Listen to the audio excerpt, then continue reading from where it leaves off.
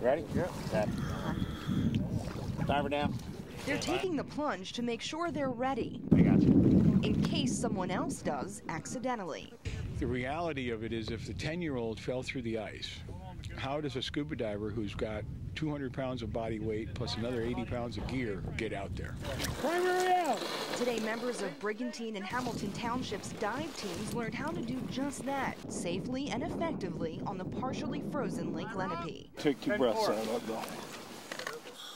But under the ice is where the more complicated drills were taking place, as divers learned specific techniques to search the dark and icy water. These guys are down there working in braille, looking for things, and we have them looking for carabiners. So if they can bring back a carabiner, a 10-year-old is the size of a locomotive. All right, one more time. Good to go. Diver down. One at a time, the divers descend under the ice and are guided by a tender who communicates with them through rope and hand signals. 21. Yeah, it's definitely a team effort. Oftentimes everybody wants to be the diver, but technically the most important person is the tender. He's the one who's actually controlling the safety of the diver and basically setting the tone for the whole operation. The special training is paid for by the Atlantic County Office of Emergency Management, which means if there's any sort of emergency like this anywhere within the county, these are the teams that would be responding. As crazy as we are out here training now, people are just as crazy out there doing things on the ice all winter long, so we need to be ready for when that happens. They're skills these rescuers hope they never have to use in a real scenario, but say practice makes perfect just in case. In Mays Landing, Phaedra Laird, News Channel 40 NBC. What starts as a single line of fire quickly turns into something much bigger here along Tuckahoe Road in Estelle Manor.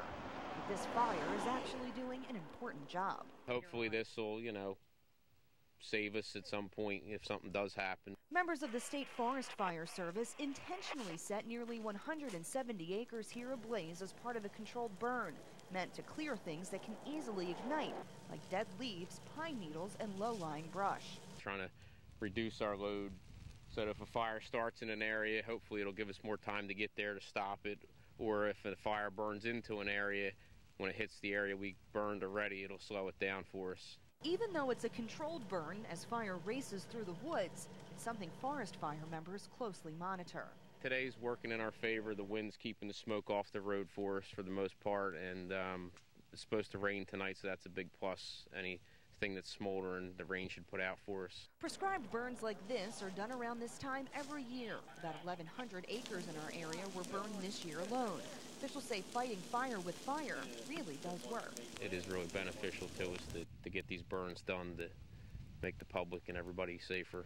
Today actually marks the beginning of the spring fire season, and officials say this exercise demonstrates just how easily a fire can start and spread, and remind everyone that there are precautions you can take to keep your home safe. Them cleaning out around their houses, the pine needles, the leaves, then if a fire's around their area and there's nothing there to burn. And while controlled burns work well for the Forest Fire Service, they say it's something you should never do on your own. Besides being illegal, it's also very dangerous. In Estelle Manor, Phaedra Laird, News Channel 40 NBC.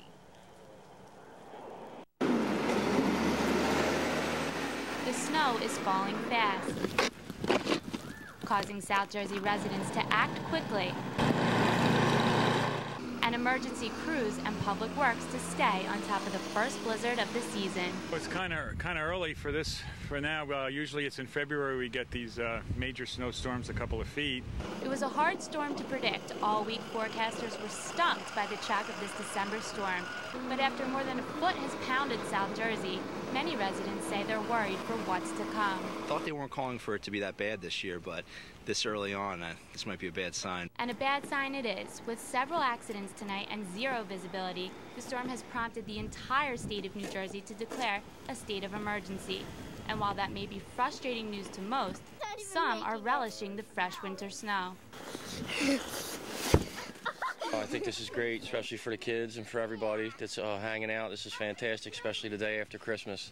This is fantastic. It was nice when you were a kid, but now that you don't want to see any more snow, and this is enough.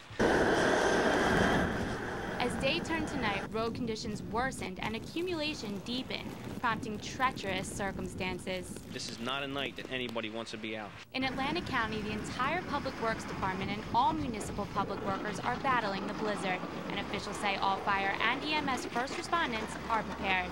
But they do say everyone should stay off the slippery roads. We're urging people to stay home. Do not try to venture out in this.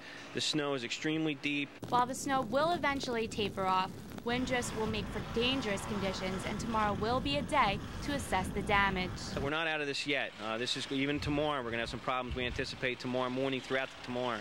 So this is going to be a bad 2 days, maybe even 3 days with this storm to dig out. The storm is expected to dump anywhere from 12 to 20 inches depending on where you're living, and officials are warning all motorists to stay off the roads tomorrow as it could become much worse overnight. In Egg Harbor Township, I'm Jessica Klein, News Channel 40, NBC.